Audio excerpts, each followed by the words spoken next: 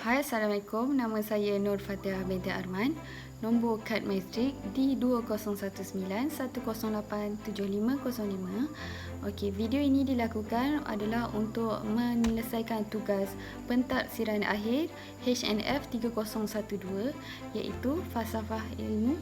Dalam video ini, saya akan menerangkan apa itu perbandingan epistemologi pasca modernisme dan modernisme. Okey, baiklah. Sebelum memulakan, kita harus mengetahui apa yang dimaksudkan oleh epistemologi.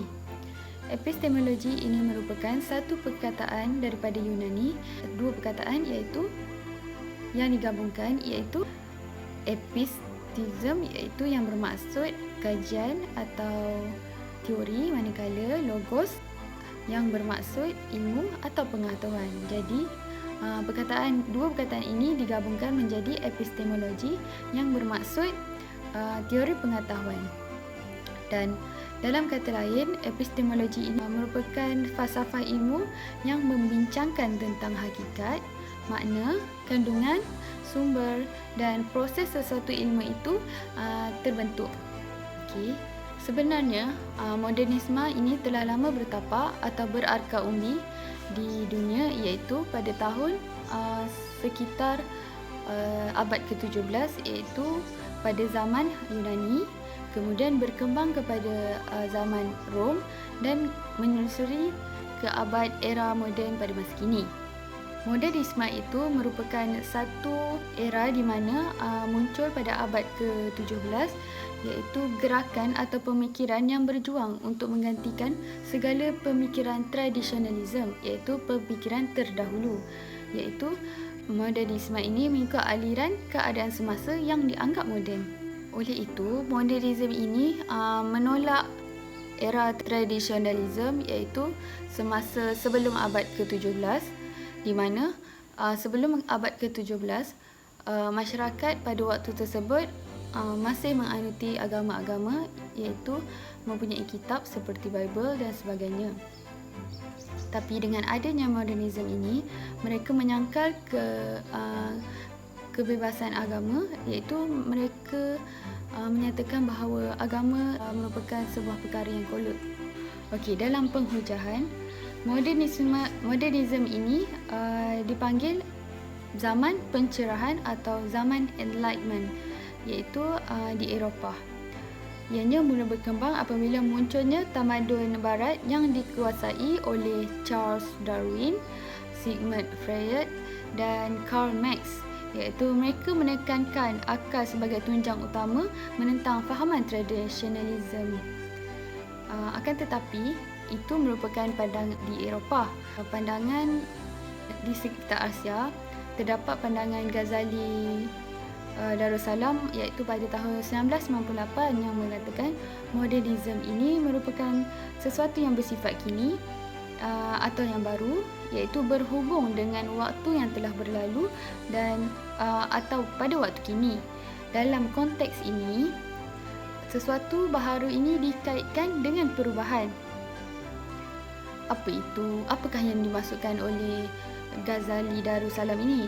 Secara ringkasnya, Ghazali Darussalam menyatakan bahawa modernisme ini sebuah tindakan di mana terdapat sesuatu perkara yang telah ada pada selama ini diganti dengan perkara lain atau lebih mudah difahami sebagai tindakan pengubahsuaian. Itu modernisme mengubah suai pemikiran tradisional kepada modernisme. Okey, yang seterusnya adalah pasca modernisme. Apa itu pasca modernisme? Pasca modernisme ini merupakan pemikiran moden yang lahir pada abad ke-18 iaitu kebanyakan golongan ini mempunyai kemahiran intelektual dan teknologi iaitu di barat. Pasca modernisme ini merupakan satu golongan atau pemikiran yang muncul setelah berakhirnya zaman modernisme. Maka dengan munculnya era pasca modernisme ini, maka muncul juga pelbagai jenis pemikir baru seperti hedonisme, humanisme, pragmatisme dan feminisme. Apa pula yang dimaksudkan empat perkara ini? Okey, hedonisme ini merupakan kepercayaan atau amalan yang mengamalkan gaya kehidupan yang mewah dan mementingkan keseronokan dalam kehidupan mereka. Yang kedua adalah humanisme, iaitu pendirian falsafah dan etika yang menekankan nilai tindakan manusia. Manakala yang ketiga adalah pragmatisme, iaitu amalan kepraktikalan. Kepenggunaan merupakan komponen utama untuk mencari kebenaran dalam sesuatu perkara. Dan yang akhir sekali adalah feminisme. Apa itu feminisme? Yang saya faham adalah feminisme merupakan gerakan atau fahaman yang menuntut persamaan hak wanita seperti lelaki, iaitu menuntut persamaan hak dari segi sosial, politik, ekonomi dan sebagainya. Okey, yang seterusnya adalah perbandingan modernisme dan pasca modernisme. Di zaman Eropah dapat dilihat bahawa modernisme ini merupakan titik permulaan zaman, dan manakala pasca modernisme adalah zaman pengakhiran modernisme, iaitu titik permulaan untuk pasca modernisme pula. Maka perbezaan tahun dapat dilihat, iaitu modernisme muncul sekitar tahun 1890 hingga 1945, manakala pasca modernisme bermula selepas Perang Dunia Kedua, itu sekitar tahun 1968. Akan tetapi tahun ini tidak dapat ditentukan dengan tepat kerana banyak teori atau banyak pendapat-pendapat yang berlainan daripada golongan-golongan yang telah mengkaji tahun modernisme dan pasca modernisme ini. Okey, yang seterusnya dapat dilihat dalam zaman modernisme, mereka menekankan aspek sains, iaitu dikatakan bahawa sains mempunyai jawapan yang mutlak, iaitu mereka mempunyai bukti-bukti dalam kajian. Mereka juga menjadikan sains sebagai tunjang dalam kehidupan mereka kerana mereka mengikut akal rasional dan bukti-bukti yang telah dikaji. Manakala pasca modernisme, mereka menolak konsep mutlak modernisme ini dan dengan pemikiran baharu kerana dikatakan bahawa ada sesetengah kajian yang telah dilakukan bahawa kajian yang dilakukan oleh golongan modernisme tidak begitu meyakinkan dan gagal pada zaman tersebut, menyebabkan golongan di pasca modernisme tidak mengikut ajaran mereka. Perbezaan atau perbandingan yang ketiga adalah pada zaman modernisme, mereka percaya akan konsep kapitalisme, iaitu mengamalkan konsep kapitalisme dalam ekonomi sosial mereka, dan mereka cenderung kepada pengumpulan kekayaan oleh individu tanpa gangguan kerajaan yang bermatlamat untuk keuntungan semata-mata. Manakala pasca modernisme adalah zaman sejarah yang baharu, iaitu era moden yang menjumpai naratif lain dalam perniagaan mereka ataupun ekonomi. Yang keempat iaitu pemerintahan pada zaman modernisme dan pasca modernisme adalah berbeza. Daripada apa yang saya kaji, bahawa modernisme mengamalkan pemerintahan secara hierarki, iaitu berperingkat, manakala pasca modernisme mengamalkan pemerintahan secara anarki, iaitu pengamalan budaya yang tidak mengutamakan undang-undang berbanding hierarki yang mempunyai undang-undang tertentu. Okey, yang terakhir sekali adalah dari segi agama, iaitu dapat dinyatakan bahawa pada era modernisme mereka tidak terikat dengan agama kerana mereka menghapuskan kepercayaan agama daripada era tradisionalisme, iaitu mereka menganggap agama ini membatasi kemampuan manusia atau pemikiran manusia. Dalam modernisme ini, mereka juga menafikan kewujudan Tuhan kerana dikatakan bahawa kewujudan Tuhan kurang jelas, dan sebaliknya mereka fokus kepada penafian penafian peranan Tuhan. Manakala pasca modernisme, mereka katakan bahawa peranan Tuhan dinafikan dan kewujudannya terus dipertikaikan.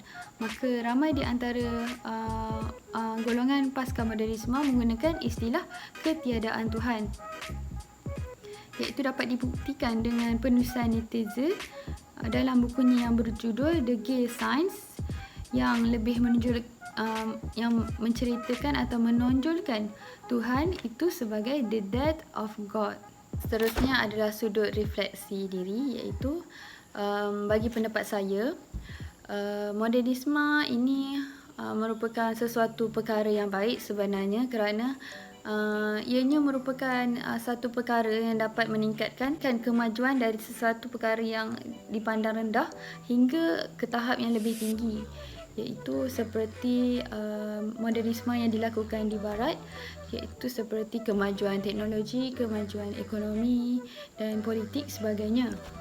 Dengan itu, sebagai negara di Malaysia, kita dapat melihat modernisme di Eropah dapat dicontohi, manakala bagi pasca modernisme,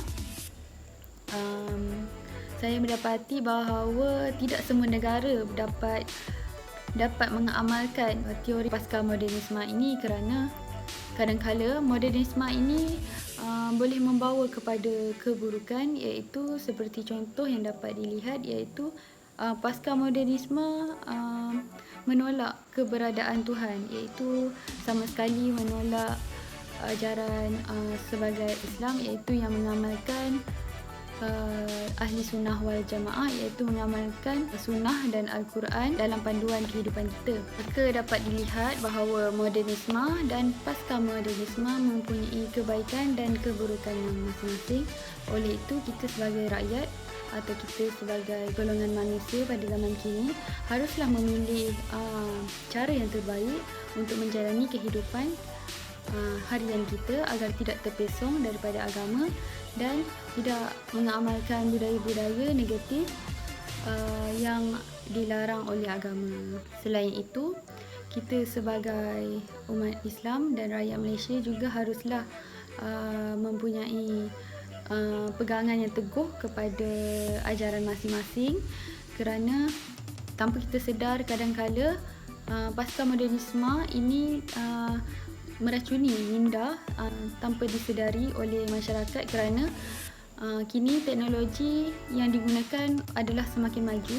Oleh itu, golongan kadang-kala tidak sedar akan perangkap-perangkap yang telah dibuat oleh golongan-golongan yang tidak bertanggungjawab ini. Kita sangat bergantung kepada media sosial, iaitu penggunaan teknologi di seluruh dunia.